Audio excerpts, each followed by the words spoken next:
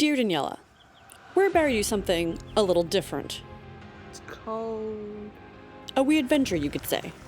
We're headed to Gisborne on the East Cape of New Zealand, one of the least visited places on the North Island. Oh yeah, and it's the middle of winter, and we have not had 1 week without rain in over 8 months.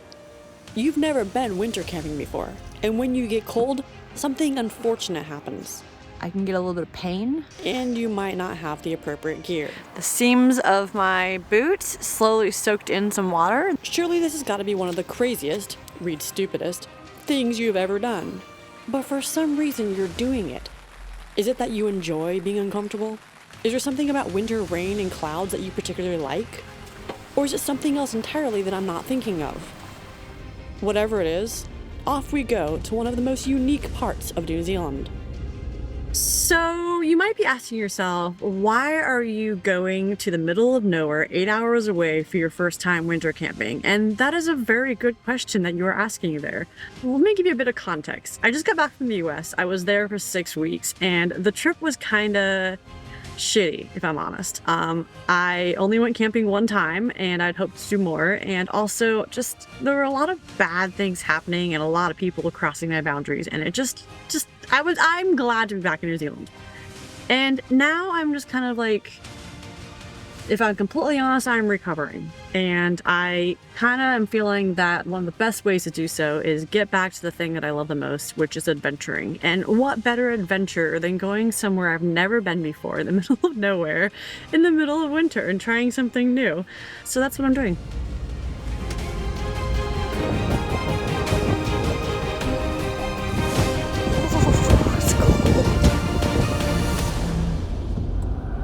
So I can already tell the next couple hours are going to be very interesting. About to turn on a gravel road here, and along the roadside there, I can't seem to catch one of the signs, but there's a lot of signs saying no pig dogs. Pig dogs will be shot on sight, which I guess is a special kind of dog that's bred to hunt down wild boar here in New Zealand. So yeah, several hours on this gravel road. Here we go. I arrived in Gisborne just as the sun was setting, and I felt the strangest feeling. To some extent, it was clear that effort had been made to create beautiful community spaces, but at the same time, there was no one in those spaces, and there were weird little things that reminded me I was in New Zealand's third poorest region. They don't want people throwing their garbage from their house in there, so that's why they do that. Unfortunately, I wouldn't be able to get a feel of whether or not the campsite had similar vibes until the morning, as it was dark by the time I arrived.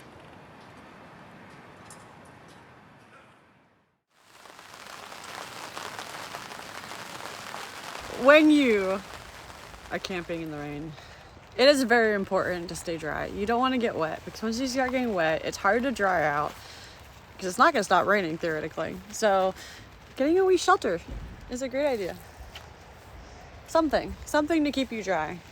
Incessant rain was a bit new to me, so I jumped on the offer to borrow some good gear, including the Felden rooftop tent designed right here in New Zealand. No, this is not sponsored, but if they want to give me one, hip hip hooray! Hi, Givo. Who's your good girl?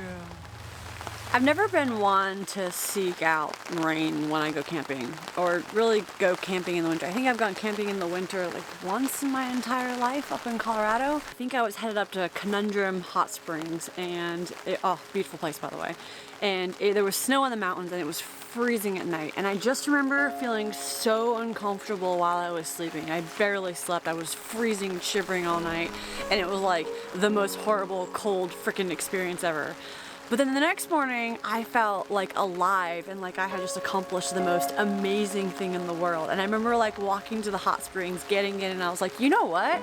I earned this. And even though I had those feelings and that was what happened for me, I stopped doing it.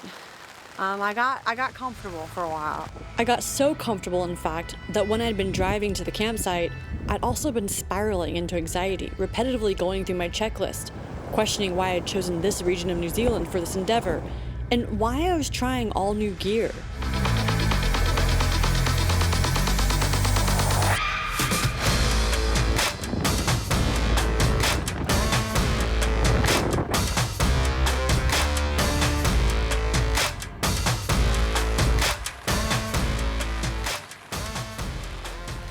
But the reality was, I would be more than comfortable, and I had chosen a good, comfortable spot as a starting point for pushing myself.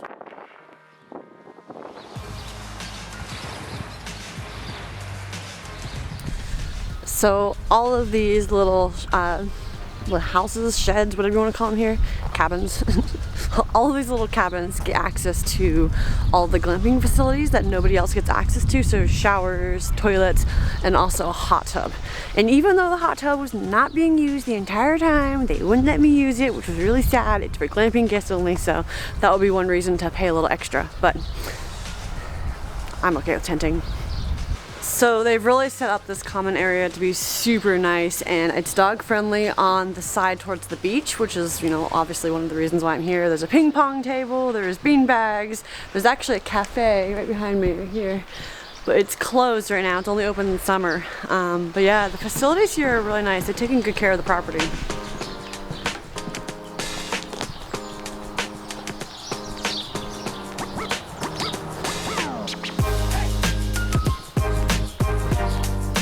In a previous life, I would have shunned such amenities, saying I wasn't really camping and where's the adventure? If I'm honest, I probably would have hidden the fact. But now, I was really looking forward to a hot shower, not freezing my hands while doing dishes, and taking a poop in a regular toilet.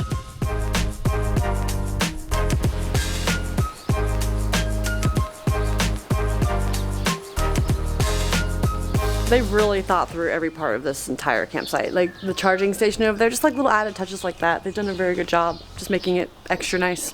One of the things that does stand out to me is there are quite a lot of caravans who are living here permanently, obviously. They've got little porches built in. And it's hard to tell if like they live here always or if it's just because of the displacement from the cyclone. You never really know. But there was no disturbance. It was really pleasant here. Super zen-like. Great spot.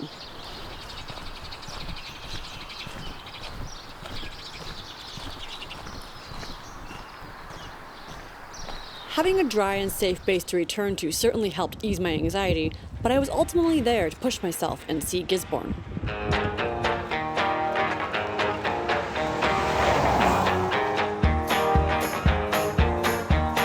Trying to make sure I get out and enjoy a nice walk and see things despite the rain, not just sit in my campsite and stay dry. The whole idea is to go on an adventure, so that's what I'm doing.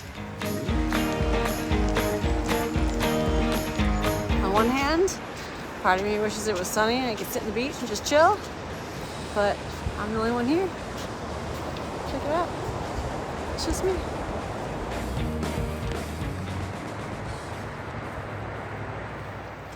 Starting to get chilled.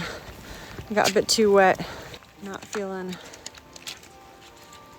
super warm, and it's starting to spread through the rest of my body. And that sucks a little bit, but looking forward to getting back to the campsite and getting warm. Do you know that point when you're pushing yourself and you start to get a bit overwhelmed? You can tell you're hitting a mental wall and you're starting to lose belief in your own abilities and become frustrated. I was there. I was cold, wet, hungry, and oh yeah, did I mention I was on my period?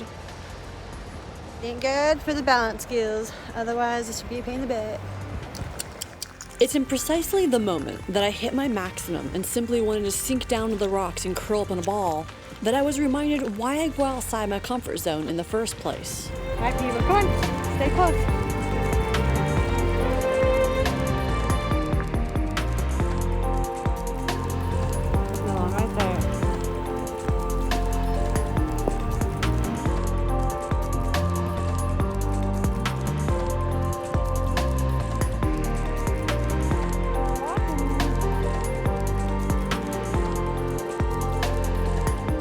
There's nothing like seeing wildlife happily in their natural environment with no rubbish around.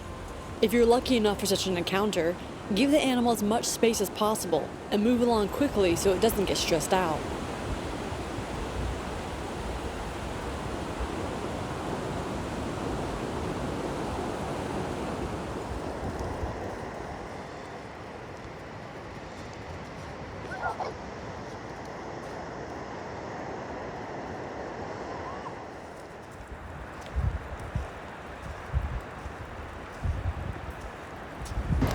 figure out how I feel about this area.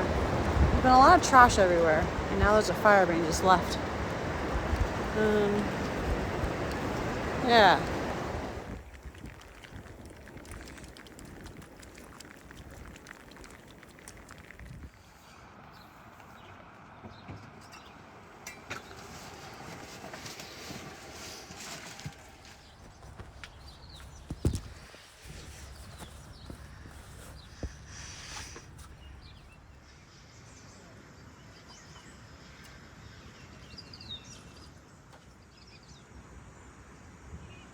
It wasn't long after that I made it back to my campsite, and while I was excited to curl up and get warm, Well, I finally warmed up, but we'll see how I feel once the night drops.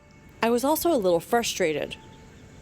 Alright, just a wee tip. Make sure if you decide to go camping in the rain and you go for a hike, bring 2 pairs of shoes, because unfortunately the seams of my boots slowly soaked in some water. The outside's actually waterproof and no water got in from the outside, but just like the top of the seams where it meets with my ankle got wet, and so I got back to the campsite and I changed my socks and they immediately got wet again. I've done this like 2 times now. So luckily I have enough socks, I can keep stretching them out, but my shoes are wet. It really sucks. And you really need to have a dry head, dry hands, and dry feet, and all those need to be warm in order for your body to stay warm. That's one of the things you should know. So that sucks. The cold was starting to affect me, and coupled with period pains, I once again just wanted to curl up in a ball. One thing that I have to be careful of when I go camping and I'm uncomfortable is that if I'm cold especially, or like hungry, or even like a little thirsty, I can get a little bit of pain. I got hit by a car a couple years ago in 2014, and since then I get a lot of pain if I don't take care of myself. So my advice to others who are in similar circumstances and hoping to push themselves is like really tune into your body. It's cold. See that? Bad jokes brought to you by Daniela. So what I'm gonna do right now is just climb my sleeping bag, and hopefully that will keep me warm for the rest of the evening.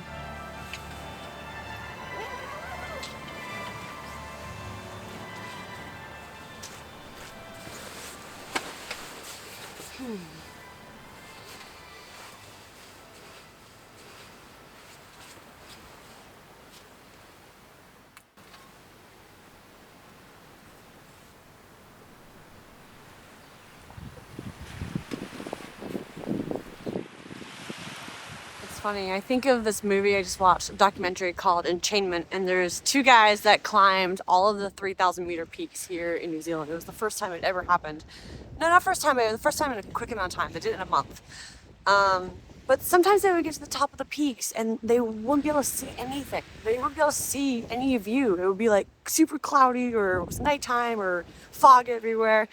And like, to go through all of that discomfort and not see like what you were achieving and still have the motivation to get to the end, I find myself asking, what compels people to do that? What compels crazies like me to come out here and not know if I'm gonna get a sunrise this morning? I mean, I did, but I didn't know this was gonna be here. I just sat in the rain all day yesterday. You go play, go play.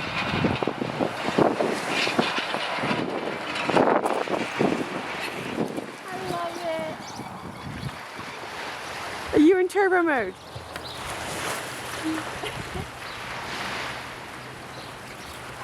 She's like, come and catch me. You can't.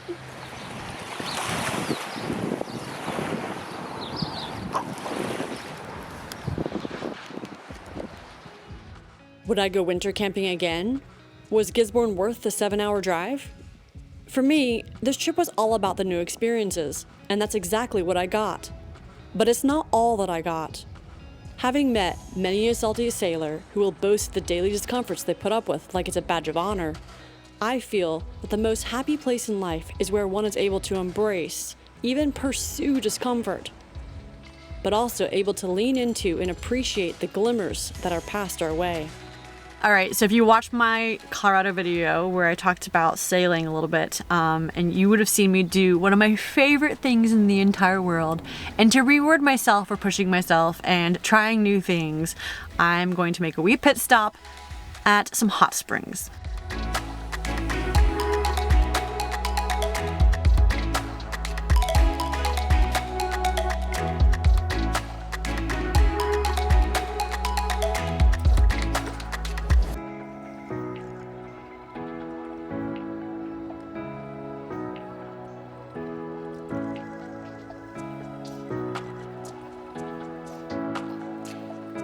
definitely worth the stop on the way home.